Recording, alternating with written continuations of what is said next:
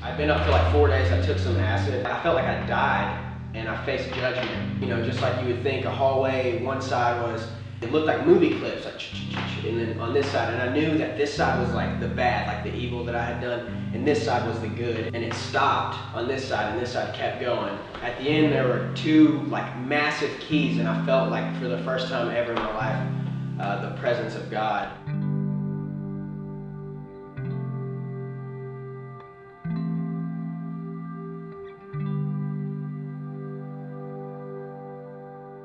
My name is Josh Roberts, and I'm from Lexington, Kentucky.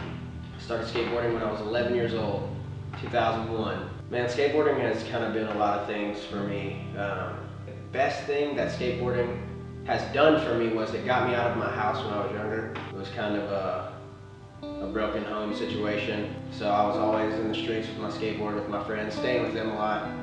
It helped me to grow up. It was part of my life. Skate Church, the one here in Lexington, started in around 2011, maybe 2010. I wasn't actually a part of it when it started.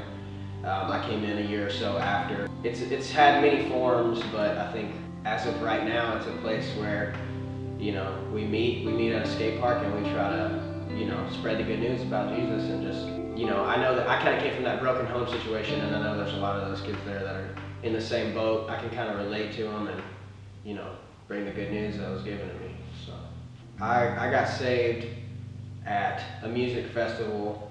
God really met me where I was at.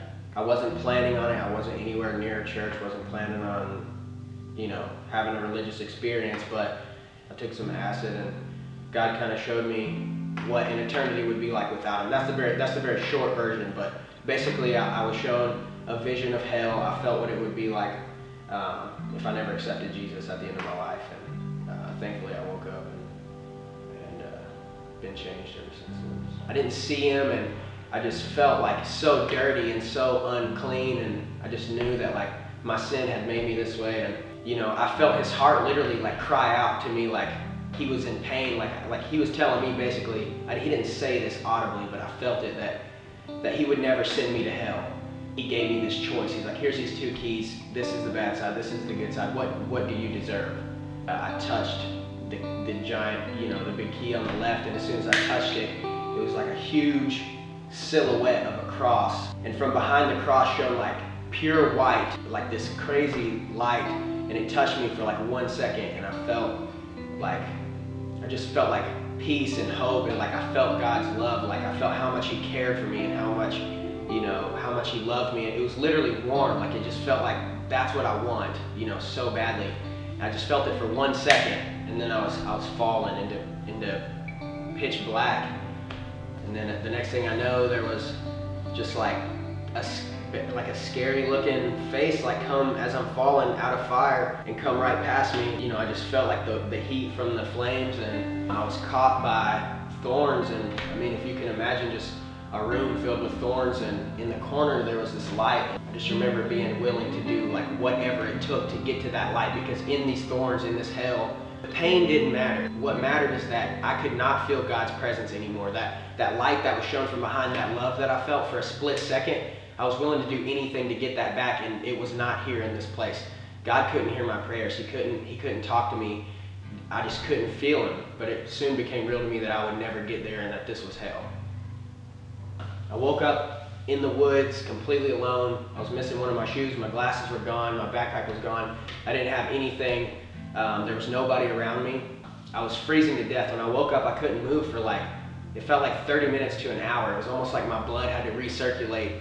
It just felt like I'd been dead, literally, but I was alive again. And I was finally able to get up, and I followed like the sound until I got back to the campsite. I didn't really believe that it was real. I thought that maybe this was like a trick from Satan, or from, you know, that I wasn't really back, until I seen my younger brother. Broke down in front of everybody, and I was crying. I was trying to explain to him, like, man, like this life that we've been living it's not the path that God has for us. Like, there is a real God. Like this Jesus guy who I've heard about, he's real. This is no joke. Like, we need to follow him. Like, you need to follow him. And I don't want people to think that hell is what you need to focus on. Like, what you need to focus on is that light that I've seen, you know? Like that love that God has for us. That's what we need to know.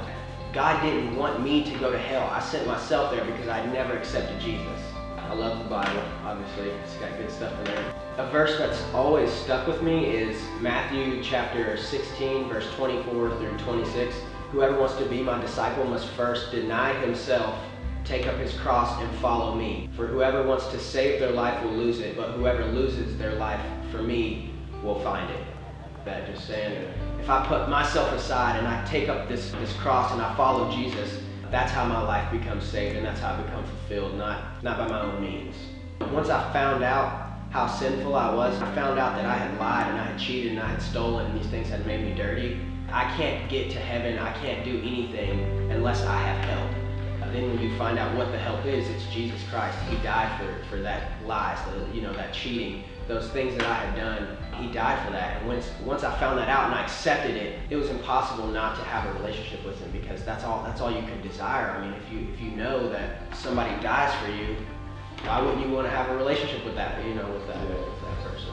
Seek first actually comes from a verse, Matthew chapter 6, verse 11, I believe. Seek first the kingdom of God and God's righteousness, and all these things will be given to you as well. So the seek first title basically means seek first God, always put him first, and everything else comes underneath that. So if God knows that you need money to survive, he knows that you need food, you need clothing, but he just said, put your eyes on me, look at me, focus on me, seek me first, and I'll give you all these things. These things are nothing, to me. I really want people to watch this video and not only be excited about the skateboarding, but know that like skateboard culture it's very countercultural. That literally you see 666 on skateboards, you see upside down crosses, and I don't think they really know what that means. I think it's just skateboarding in itself. They try to be like as far away from the norm as possible, and I just want them to know that Jesus is as far away from normal as you can get.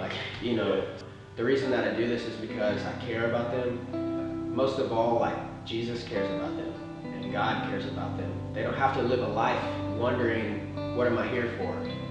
Jesus is your purpose, It feels good just to know, if I die, I'm going to heaven. I know that while I'm here, I need to live my life for Jesus, and I know my purpose. I'm solid in that. If there's one thing I'm sure of, it's that Jesus died for me, and now I have died to myself to follow him.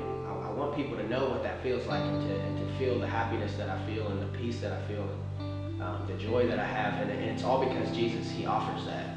And he offers it to them. He offers it to the audience, to whoever hears this. He offers it to them.